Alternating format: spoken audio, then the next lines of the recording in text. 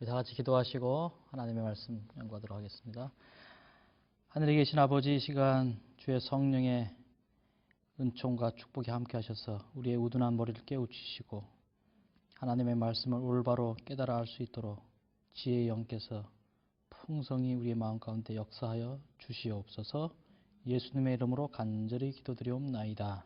아멘. 우리가 여러 시간 걸쳐서 성경을 연구하고 있는데 사실은 진도라고 할까요? 진도로 말하면은 지금 창세기 이제 4장도 못 나갔어요, 그죠? 그러나 이게 성경을 연구하는 것이 장을 많이 나가는 게 중요한 것이 아니라 성경을 100번 읽는 게 중요한 게 아니에요. 횟수가 중요한 것이 아니라 한 번에 읽더라도 개념을 가지고 읽어야 돼요. 개념을 가지고 읽어야지 성경이 보이고 성경이 말하는 원래의 의도를 우리가 제대로 알 수가 있습니다. 이제 지금 우리가 한번 첫 시간부터 지금까지 배운 어떤 그런 언약의 중요한 개념들을 한번 제가 단어로 적어 볼게요. 여러분도 한번 기억나시면은 한번 이렇게 배웠던 단어들을 한번 떠올려 보세요. 이 하나님의 언약은 두 나라 사이에 맺는 언약과 조약과 비슷하다고 그랬잖아요. 그 언약을 맺으려면 뭐가 필요하다? 기억난다는 말씀하세요. 피가 필요하다. 피는 얻을 수 있어요? 짐승을 얻을 수 있는데 짐승의 중간을 쪼갠다고 그랬죠. 중간을 쪼개고 그 다음에 뭐가 나오고 그랬어요? 맹세하는데 맹세에는 뭐가 들어가 있다? 복과 저주가 여기 들어가 있고 그 다음에 맹세할 때 이제 오른손 들고 한다고 했잖아요.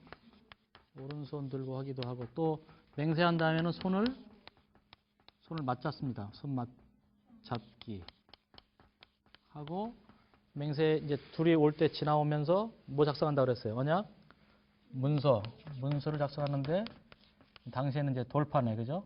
두 개의 돌판에다가 작성하고 그런 다음에 잔치한다고 그랬죠? 언약 만찬. 언약 잔치하는데 이 음식이 떡과 포도주. 그러면 이 둘 사이가 뭐가 된다 그랬어요? 친구 사이가 되고 이제 서로 뭐 하겠다? 사랑하겠다. 그 다음에 친구이긴 하지만은 여전히 언약 주와 언약 종의 관계 성립한다. 근데 이렇게 언약을 맺고 난 다음에 전쟁이 났다. 그래서 언약 종이 언약주를 찾아가서 도와달라고 요청한 행위가 뭐라고 그랬어요? 그게 기도라고 그랬죠. 그죠? 그게 기도고 언약과 계약의 차이 말씀드렸죠. 그죠? 언약하고 계약하고는 비슷한 것 같지만 다르다. 이거 분명히 말씀드렸고 그 다음에 이제 이것은 언약이라고 하는 이 꾸러미 안에 들어있는 단어들이라고 하면 이 언약과 하나님 나라 라고 하는 새로운 꾸러미 하나 제가 가르쳐 드렸죠. 그래서 여기 뭐가 있어요? 시, 또 땅, 뜻, 왕. 이걸 잘 지켰을 때 뭐가 온다? 복. 또 반대로 저주 온다는 걸 했고 이렇게 하나님 근데 이것은 하나님의 언약이 이렇게 돼 있는데 세상 언약하고 하나님 언약하고 차이점은 뭐다? 여기에 뭐가 있다는 거예요. 결정적으로 언약에 뭐가 있다? 언약을 폐기했을 때, 파기했을 때 그걸 책임져주는 보증인이 되고 이 보증인이 있겠다고 하는 언약을 지금까지는 우리가 하나님하고 사람하고 맺은 언약을 맺었는데 하나님 사이에 신성 사이에 맺은 언약이 있다는 거죠. 언제?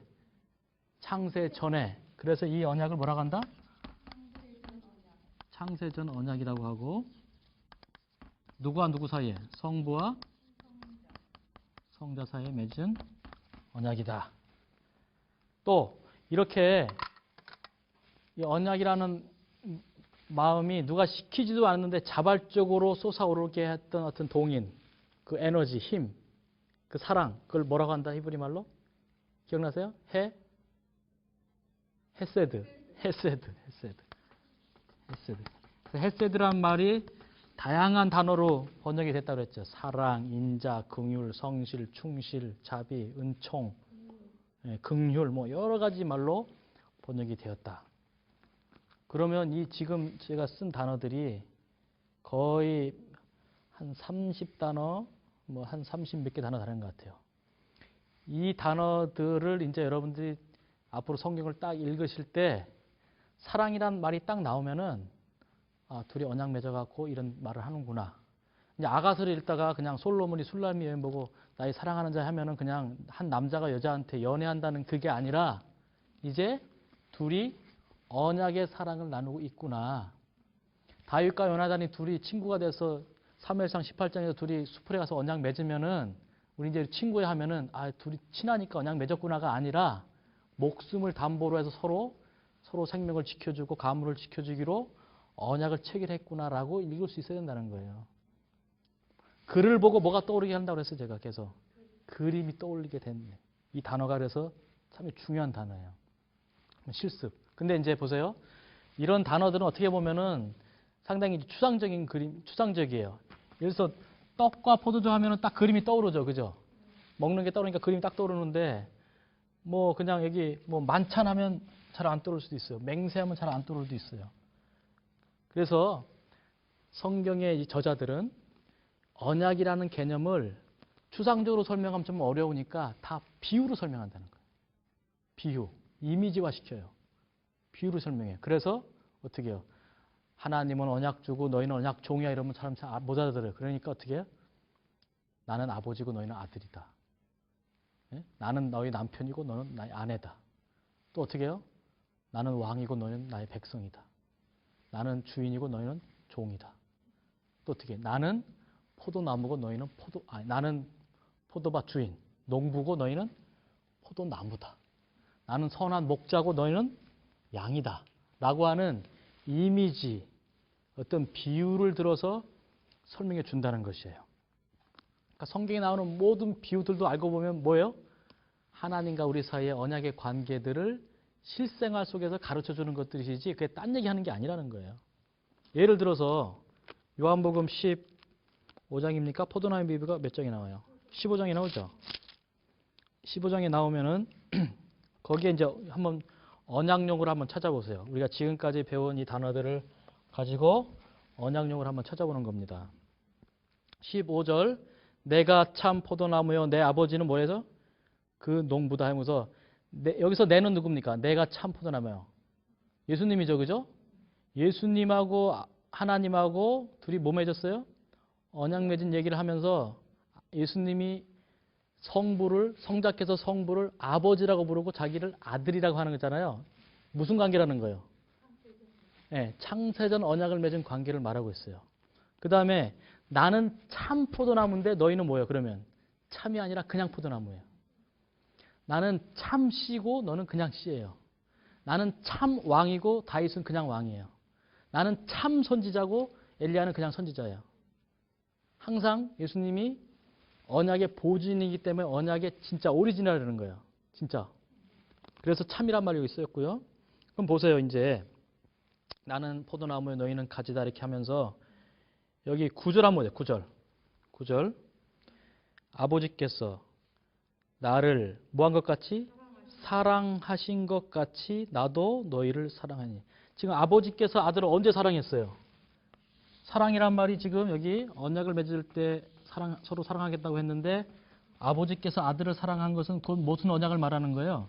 창세전 언약을 말하면서 아버지가 나를 사랑해서 언약을 맺은 것 같이 그 다음에 뭐라고 했어요? 나도 너희를 뭐 했다?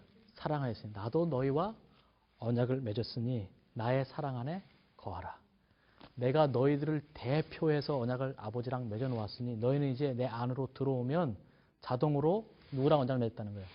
아버지와 언약을 맺었으니 내 안에 거하라. 내가 포도나무고 참 포도나무니 너희는 가지니까 붙어 있어라. 그 지금 언약에 대한 뭘 하는 거예요? 나와 언약을 관계를 확실히 하자고 하는 표현을 비유로 말씀하시는 거예요. 그렇죠. 그 다음에 갑자기 요한복음 15장 그 다음에 보시면 10절 내가 아버지의 뭘 지켰습니까? 계명을 지켰어요. 계명은 이제 법이잖아요. 아버지의 뜻이잖아요. 그죠? 아버지의 뜻을 지킵니다. 계명을 지켜 그의 사랑 안에 거하는 것 같이 너희도 내 계명을 지키면 내 사랑 안에 거하리라. 12절 내 계명은 곧 내가 너희를 사랑한 것 같이 너희도 어떻게 해요? 서로 사랑하라 하면서 13절 보세요. 사람이 누구를 위하여? 친구를 위하여 자기 목숨을 버리면 이에서 더 큰 사랑이 없나니 하면서 친구라고 하는 말하고 사랑이란 말이 동시에 나왔는데 한번 잘 생각해 보세요. 이 말이 진짜인가? 아니, 친구가 자기 친구를 위해서 목숨을 버리는 사랑이 더 큰가? 더 자주 있는가? 더 흔한가? 아니면 부모가 자식을 위하여 목숨을 버리거나 혹은 반대로 자식이 부모를 위하여 목숨을 버리는 일이 더 숭고하고 거룩하고 더 큰가? 여러분 생각에 어떤 사랑이 더 큰 것 같아요? 어떤 게 더 강력한 것 같아요? 친구 사이 사랑이에요? 아니면 부모의 사랑이에요? 우리가 보편적으로 부모가 자식을 위해서 때로 목숨을 버리고 또는 자식이 부모를 위해서 목숨 버리는 일들이 친구가 사이에 목숨 버리는 것보다는 훨씬 많죠. 자주 있죠. 그만큼 자주 있다는 말은 더 강력하다는 얘기인데 사실은 성경은 뭐라고 말해요? 아니다. 부모의 사랑보다 부부의 사랑보다 친구 사이의 그 언약의 사랑이 더 어떻게 해요? 더 크다. 우리 사무엘상 할 때 배울 기회가 있을지 모르겠지만 우리가 쓰는 말 중에 피가 물보다 진하다는 말이 있죠. 피가 뭐가 진하다? 물보다 진하다. 저는 이제 이 단어를 언약에 관한 이 단어들을 딱 머릿속에 있다 보니까 성경책이 아니라 그냥 책을 읽어도 피라는 단어가 뭐가 떠오른다는 거예요? 그냥 언약이 떠올라요. 근데 어느 날은 피가 물보다 진하다는 말이 탁 떠오르고 책을 보다 보니까 우리가 생각할 때 피는 뭐를 말합니까? 피가 물보다 진하다 할 때 피는 뭐예요? 혈연관계를 말하죠. 그죠? 물은 혈연관계가 아닌 사이를 물이라고 생각할 수 있잖아요. 근데 반대라는 거예요. 반대. 우리가 언약을 배웠기 때문에 피는 혈연관계가 아니라 어떤 관계예요? 언약관계잖아요. 언약을 맺은 사이에서는 피가 있어야 돼요. 물은 뭐냐면 양수를 말하는 거예요. 양수는 곧 뭐예요? 어머니와 아들, 부모와 자식 간의 사이가 물로 맺어진 관계라면 피로 맺어진 관계는 뭐라는 거예요? 친구 사이, 언약 관계를 말한다는 거예요. 피가 물보다 진하다고 하는 말은 때로 부모는 자기 자식을 버릴 수 있다는 거예요. 때로 자식들은 부모를 배반할 수 있다는 거예요. 그러나 언약을 맺은 친구 사이는 절대로 배반하지 않고 생명까지 바쳐서라도 언약을 지킨다고 하는 표현이 바로 뭐예요?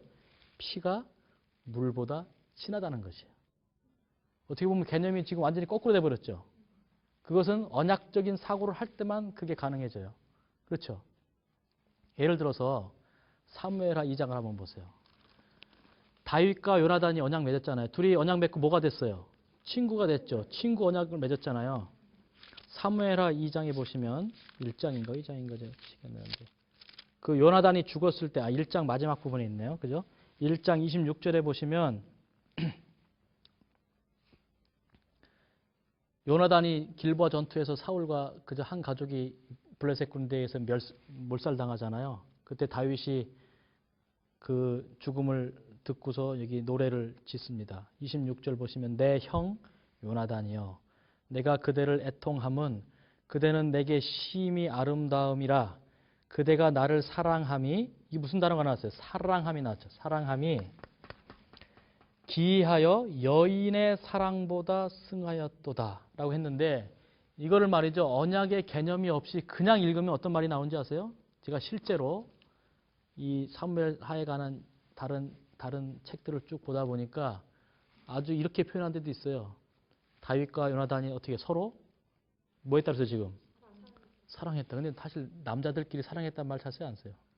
사랑이란 말은 남자와 여자에서 쓰는 건데 둘이 사랑했대. 근데 그 사랑이 여인의 사랑보다 더했대. 그래서 그 책에 뭐라고 한자요? 둘이 뭐 했다고 했을까요? 동성연애 했다. 라고 하는 말도 안 되는 결과가 나와요. 뭐가 없으면? 언약적인 사고와 개념이 없으면 그게 나온다는 거예요.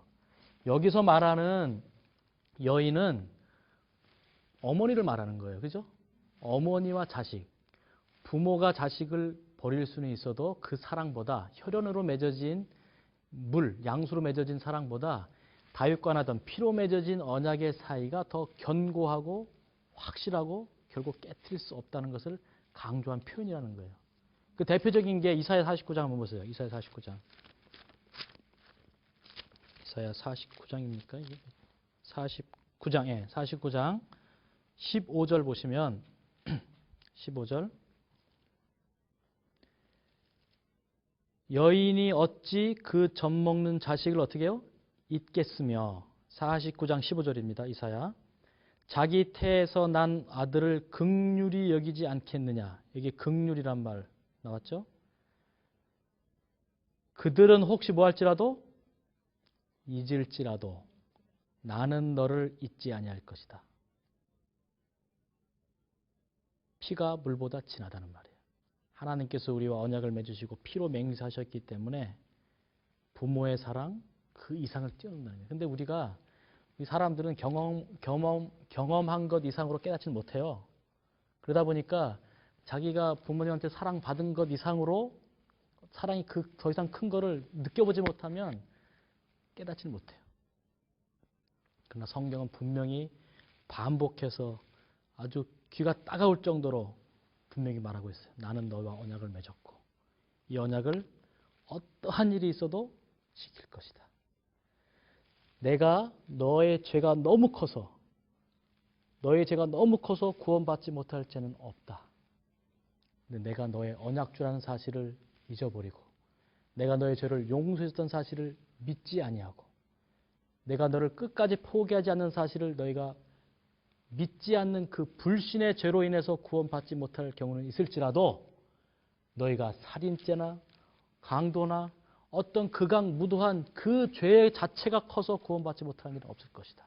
나를 언약의 주로 맞아들이고 내 아들 예수를 언약의 보증으로 믿는 순간 너는 내 구원 안에 들어와 있다는 것이 성경이 가르치는 사실이에요. 이게 성경의 핵심입니다. 이렇게 해서 간단하게 우리가 이제 이 언약의 개념들을 선지자들이, 성경 기록자들이 어떻게 비유화시키는가 그것을 잘 이해하면 되겠습니다. 대표적인 게 시편 23편이에요. 기왕이 나왔으니까 좀 더 살펴봐요. 시편 23편 우리가 눈 감고도 다 외우잖아요. 여호와는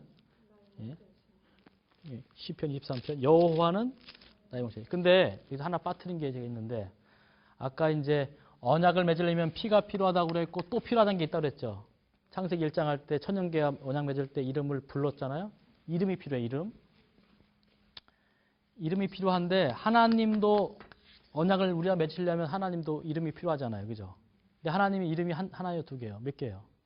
엄청나게 많아요. 뭐 엘로힘도 있고 뭐 여호와도 있고 뭐 엘샤다도 있고 뭐 엘올람도 있고 엄청 많잖아요. 근데 저희 어머님도 이름이 두 개예요, 두 개. 전자, 승자, 자자가 있고 옛날 이름은 전자, 정자, 심자 이 두 개가 쓰시더라고요. 근데 호적 등본이나 이렇게 호적 떼어보면 나오는 이름 있죠. 법적인 이름은 하나예요, 두 개요. 반드시 하나. 아무리 이름이 많아도 법적인 이름은 하나예요. 하나님 이름이 엄청 많지만은 하나님께서 언약을 체결하실 때 쓰는 공식적인 법적 칭호가 있어요. 하나님의 기념 칭호라고 했어요. 뭘까요? 여호와예요, 여호와. 여호와. 시편 23편을 보면은 여호와는 나의 뭐라고 그랬어요? 목자시니. 그래서 언약주는 누구라는 거예요? 여호와시고 언약종은 누구예요? 다윗 자기 자신이라고 말하고 있죠. 그러면서 여호와는 나의 목자시니 내가 부족함이 없으리로다. 그가 나를 어디에 누우시고? 푸른 초장에 누이시며 쉴 만한 물가로 인도하신도다. 이제 우리가 아직 배우진 않았지만은 아마 다다음 레위기 할 때 좀 배우겠습니다. 레위기 할 때 레위기 26장하고 신명기 할 때 신명기 28장 이 두 개의 장은 뭐 가능하다면 외워버려야 돼. 통째로.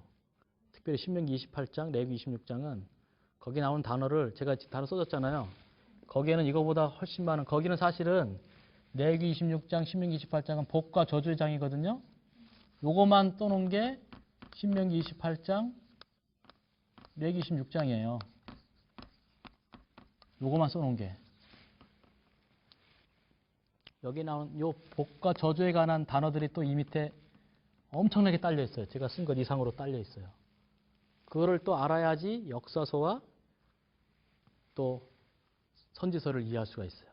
이것만 되면 성경이 끝입니다. 그러니까 오늘 제가 지금까지 했던 이것들, 그 다음에 신명기 28장, 레위기 26장만 그 단어들만 해서 한 총 하면 지금 한 3, 40개 했고 한 6, 70개 될 거예요. 그 단어만 딱 알고 있으면 성경은 사실 끝이라고 봐야 돼요. 근데 여기 이제 아직 그 레위기를 안 했기 때문에 여기 이제 그가 나를 푸른 초장에 누이시며 실만한 물가로 인도한다는 말은 하나님의 말씀에 순종했을 때 하나님께서 하늘에서 뭘 주신다 그래서 신명기 18장에 보면 비를 주시고 풀을 나게 하신다고 하는 상태를 말하는 거거든요. 언약의 말씀에 순종했을 때 복받은 상태가 바로 2절과 3절이에요. 그 다음에 4절, 내가 사망의 음침한 골짜기로 다닐지라도 해를 두려워하지 않을 것은 주께서 나와 어떻게 하신다 그랬어요? 함께 하심이라. 뭐라 그랬어? 하나님이 우리와 함께 하신다? 임마누엘 말씀드렸죠. 그죠? 임마누엘이 들어가 있고 주의 지팡이와 막대기가 나를 안위하시나이다. 5절, 주께서 내 원수의 목전에서 내게 상을 베푸시고. 지금 뭐 하는 거예요? 원수가 지금 나를 죽이러 오는데 원수의 목전에서 상을 베풀어요. 무슨 상이에요? 밥상이에요. 밥상. 밥상을 베풀어 놓고 뭐라는 거예요? 너는 뭐 하고 있어라? 밥 먹고 있으라. 누가 싸운다는 거예요? 언약 주인 내가 가신 나가서 원수와 싸울 테니 너는 내 뒤에서 상 차려놓고 밥 먹고 있어라. 내가 싸우고 오마. 지금 그거 하고 있는 것입니다. 상을 베푸시고 기름으로 내 머리에 바르셨나니. 누가복음 7장 46절에 보면 예수님께서 시몬의 잔치에 들어가셨을 때 그때 광생이 뭐예요? 들어오는 사람들에게 잔치집에 들어오면 머리에 기름을 발라주죠. 너는 나에게 기름도 발라주지 않았다고 막 시몬을 책망하죠. 내 몸에 바르셨나니 내 뭐가 넘쳐요? 잔. 무슨 잔이겠어요? 언약에 만찬하는 포도주의 잔이 넘치. 6절, 나의 평생의 선하심과 인자하심 뭐겠습니까? 히브리어로 인자하심 헤세드겠죠. 헤세드. 정녕 나를 따르니 내가 여호와의 집에 영원히 거하리로다 하면서 시편 23편은 하나님과 다윗 사이의 언약 관계를 목자와 양이라고 하는 비유로 아주 절묘하게 아주 기가 막히게 적어놓은 시가 바로 대표적인 언약시입니다. 바로 시편 23편이라는 거예요. 그래서 이제 우리가 제 마음의 소원은 하여튼 성경이 언약의 관점으로 읽혀지고 이해되고 깨달아지고 그거를 깨달았을 때의 그 기쁨과 감격을 여러분도 맛보게 하는 것이 사실은 이번 성경 연구의 중요한 목적 중에 하나거든요. 저는 그걸 체험했어요. 이 언약을 하나하나 깨달아가면서 그냥 이 말씀을 읽다가 깨닫는 순간 일어나서 춤춰본 적이 있어요? 소리를 지르고 이 뜻이었구나. 이런 말씀이었구나 하면서 정말 말씀을 깨닫고 왔을 때 그 기쁨과 환희. 근데 그거를 여기 화이트보이는 산상본 53쪽에 아주 기록을 잘 해놓으셨더라고요. 아까 제가 예전에 첫째 시간인가 아마 둘째 시간인가 한번 읽어드렸던 것 같아요. 바로 이 말씀이거든요. 하나님의 말씀은 생명의 샘이다. 그 생명의 샘을 찾으려고 노력할 때 그대는 성령을 통하여 그리스도와 교통을 나누게 된다. 잘 아는 진리가 새로운 측면에서 그대의 마음속에 제시되고 성경의 구절들이 새로운 의미를 가지고 섬광처럼 마음속에서 장렬할 것이다. 그 찌릿한 거 있죠. 막 뭐가 터지는 듯한 그런 느낌들. 그리하면 그대는 성경의 다른 진리들이 구속사업과 갖는 관계도 깨닫게 되고 그리스도께서 그대를 인도하시며 거룩한 교사가 그대 곁에 계신 것도 알게 될 것이다. 그래서 이 섬광처럼 마음속에서 찌릿하면서 장렬하는 그 말씀의 샘물을 쫙 들이켰을 때 그 기쁨과 감격을 우리 모두가 이 성경 공부를 하시는 모든 분들이 함께 누리시게 되기를 간절히 바랍니다. 우리 지난 시간에 이제 이게 너무 중요하기 때문에 한번 복습 겸 해서 살펴보았고요. 창세기 4장과 5장을 공부했던 거 기억나십니까? 창세기 4장과 5장에 보면 뭐가 나온다 그랬어요? 족보가 나온다 그랬어요. 족보는 우리가 언약의 개념으로 정리를 하면 뭐다? 언약 계승자의 명단이다 그랬죠? 기억나세요? 그 다음에 언약 계승하는 그 사람들을 우리가 뭐라고 부른다? 장자라고 부른다. 네, 장자. 근데 이 장자에게는 세 가지 축복이 있다고 그랬어요. 세 가지 축복. 영적인 축복도 있고 물질적인 축복도 있어요. 첫째는 재산을 2배 받아요. 두 번째는 가정에서 무슨 역할을 해요? 제사장 역할을 해요. 세 번째는 메시아의 조상이 돼요. 이렇게 제사장 역할을 한다는 뜻이 상당히 중요해요. 제사장이란 말이랑 사실은 장자란 말이랑 거의 같은 뜻으로 생각하면 됩니다. 장자는 집안의 장자가 자기만 복 받는 게 아니라 누구도 복 받게? 다른 형제 다 복 받게 하는 역할이 장자가 하는 것이고, 제사장도 마찬가지로 구약시대의 제사장, 레위인들만 복 받는 것이 아니라 레위인들의 역할이 뭐예요? 다른 12지파들이 다 구원받게 하는 게 제사장들의 역할인 것처럼, 또 하나님께서 이스라엘 나라를 장자로 삼으시고 제사장 삼으신 것도 이스라엘만 복 주시는 게 목적이 아니라 뭐 어떻게 해요? 모든 열방이, 모든 민족이, 만국이 구원받게 하는 것이 하나님의 뭐다? 언약의 계획이다 하는 것을 염두에 두시길 바랍니다. 이거에 대한 이제 예수님께서 장자라는 표현이 나와야 안 나요. 신약에 보면 예수님께서 장자다. 또 예수님께서 뭐다? 제사장이다 하는 것은 예수님을 통해서 결국은 온 열국을 구원하고 만국을 구원하시는 하나님의 계획이 들었다는 것이죠. 우리 히브리서 7장을 한번 보겠습니다. 그 다음에 지난번에 했던 것 중에 하나님의 언약에는 누가 있다? 언약에 보증인이 있다는 것 배웠는데, 그 근거되는 성경절이 바로 히브리서 7장입니다. 히브리서 7장 20절부터 볼게요. 또 예수께서 제사장 된 것은, 예수님께서 뭐가 됐다고 그래요? 예수님께서 제사장 됐다고 그래요. 제사장. 제사장 된 것은 맹세 없이 된 것이 아니니 저희는 맹세 없이 제사장이 되었으되 오직 예수는 자기에게 말씀하신 자로 말미암아 뭐로 됐다? 맹세로 됐다 그러잖아요. 그죠? 그러니까 예수님이 그냥 제사장이 된 것이 아니라 맹세로 됐어요. 누군가랑 맹세했다는 거예요. 근데 그 맹세한 주체가 대상이 누구예요? 예수는 자기에게 말씀하신 자. 그건 누구겠습니까? 성부예요. 그죠? 성부하고 지금 성자하고 뭐 하셨다는 거예요? 맹세했어요. 뭐가 되기로? 제사장이 되기로 맹세. 다시 말하면 우리가 배운 용어대로 말하면 무슨 언약이에요? 무슨 언약? 창세전 언약입니다. 창세전 언약의 핵심은 제사장이 됐다는 말은 곧 무슨 말인가? 그 다음에 여기 7장 이제 아까 몇 절까지 봤죠? 21절 맹세로 되신 것이라 주께서 맹세하시고 뉘우치지 아니하시리니 내가 영원히 제사장이라 하셨더라 하면서 그냥 제사장이 아니라 무슨 제사장이야? 영원한 제사장입니다. 영원한 제사장. 그리고 22절 아주 이게 가장 중요한 말씀이죠. 히브리서에 어떻게 보면 히브리서를 다 없애고 한 절만 남기라면 저는 이 절을 남길 거예요. 그래서 다 없애라. 한 절만 남기면 여기 7장 22절 이와 같이 예수는 뭐가 됐어요? 더 좋은 언약의 보증이 되다. 그러니까 제사장이 됐다는 말하고 언약의 보증인이 됐다는 말하고 같은 말이 다른 말이에요. 같은 말이라는 거죠. 같은 말. 그 다음에 8장 1절 보세요. 이게 사도 바울이 글 쓸 때 자기가 하는 말이 다 중요하거든요. 그죠? 갈라디아 교회한테 쓰면 갈라디아 중요하잖아요. 그죠? 고린도 교회한테 쓰면 다 중요해요. 근데 성경에 제가 알기로는 이 말은 진짜 중요하다는 말을 잘 안 해요. 다 중요하니까. 안 하는데 이건 진짜 중요하다고 말하면 진짜 중요할까요? 진짜 중요한 거예요. 이렇게 8장 1절에 나오잖아요. 이제 하는 말의 중요한 것은 이러한 대제사장이 우리에게 있는 것이라. 진짜 중요한 거라는 거예요. 너희는 솔직히 언약 못 지킨다는 거예요.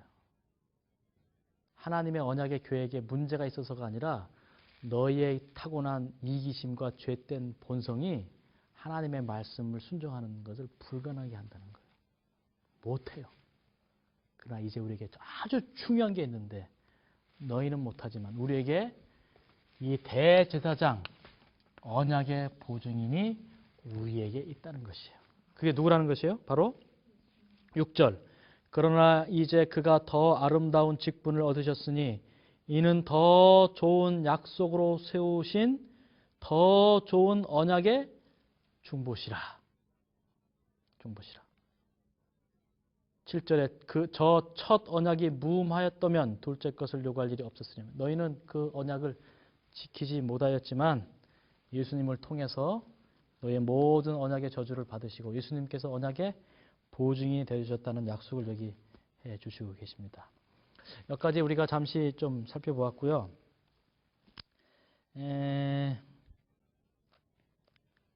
지금 이제 창세기 6장, 7장 거기 이제 노아 언약을 해야 되는데 시간이 많지 않기 때문에 제가 이번 시간에는 이제 언약의 이미지들을 좀 설명해 드렸잖아요. 그 한 가지 이미지만 더 설명을 좀 해드리고 오늘 마쳐야 될 것 같습니다. 이번 시간은 성경이 읽다 보면은 언약 백성들, 하나님의 언약에 머물러 있는 사람들은 사는 장소가 산 쪽에 높은 곳에 살까요? 아니면 평지, 낮은 곳에 살까요? 여러분 느낌이 어디로 살 것 같아요? 산, 높은 곳에 삽니다. 그래서 성경에서 산은 항상 하나님의 언약의 장소로 표상이 돼요. 비유가 돼요. 그럼 산의 반대는 뭐예요? 평지죠, 평지. 평지입니다. 근데 이 산은 그냥 산이 아니라 돌산이에요. 저는 아직 뭐 성지순례를 안 가봐서 모르겠지만 뭐 시내산 갔다 오신 분들이 말씀하시는 거나 사진 같은 거 보면 나무가 많던가요? 나무가 없는 것 같아요. 다 막 돌인 것 같아요. 그죠? 산은 산인데 무슨 산이다? 돌산이 바로 하나님의 언약을 상징하는 큰 그림이에요. 반대로 하나님의 언약에서 떠났거나 이런 사람들은 평지에 있습니다. 예를 들어서 창세기 이제 9장을 한번 보세요. 9장. 창세기 9장. 10장입니다. 10장.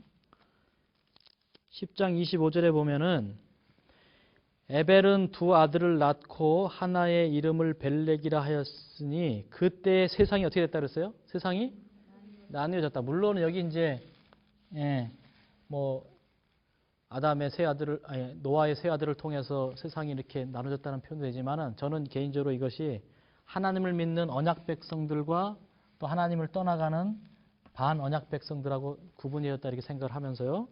그 다음 절로 쭉 넘기시면은 30절에 보면 그들의 거하는 곳은 메사에서부터 스발로 가는 길에 동편 어디라고 그랬습니까?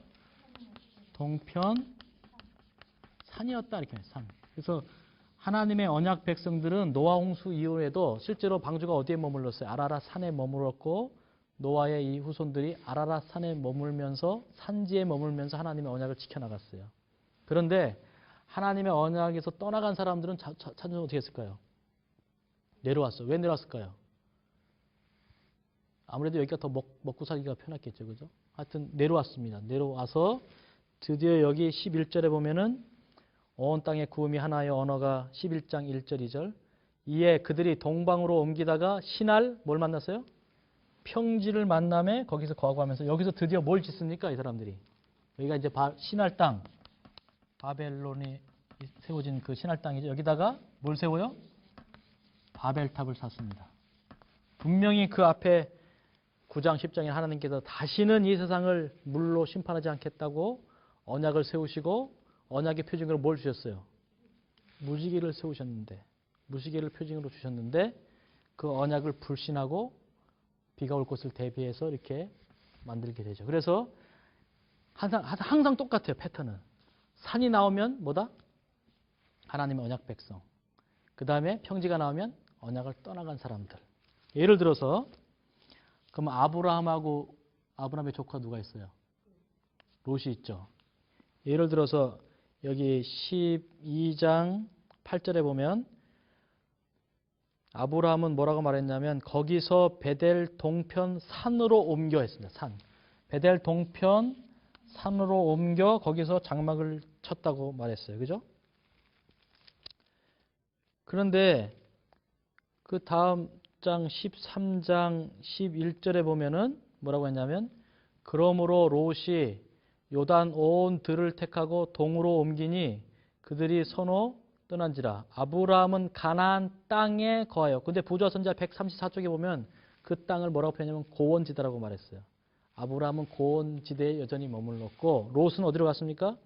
평지 성읍들에 머무르면서 산에서 떠나서 평지로 떠납니다. 이 그림을 이미지를 기억해 두세요.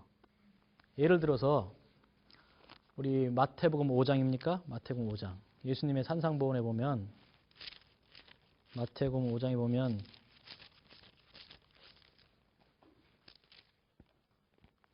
(5장 14절) 보세요. 5장 14절.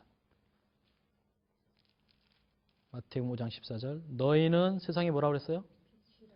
너희는 세상의 빛이라. 산 위에 있는 동네가 숨기우지 못할 것이 하면서 뭐가 나요 갑자기? 산이 나오면은 지금까지는 여러분이 이 말씀을 어떻게 읽는지 모르겠어요. 근데 이제 우리가 언약을 배웠잖아요. 산이라고 하는 이미지는 무슨 이미지예요? 언약 백성의 이미지라고 했잖아요. 그러면 산 위에 동네가 있어요. 그죠? 산에 사는 사람들이 쉽게 말하면 이게 산에 사는 사람들이 동네잖아요. 그죠? 다시 말하면 언약 백성들이 모여 사는 언약 백성들이란 말이에요. 이 사람들의 특성이 뭐냐? 산 위에 있는 동네가 숨기우지 못할 것이요. 감출 수가 없다는 거죠. 그죠? 드러나게 돼 있어. 산에 꼭대기 있으니까. 사람이 등불을 켜서 말 아래 두지 아니하고 등경을 하니 이러므로 집안 모든 사람에게 비치느니라. 마치 등불이 바닥에 있는 게 아니라 어디에 있어요?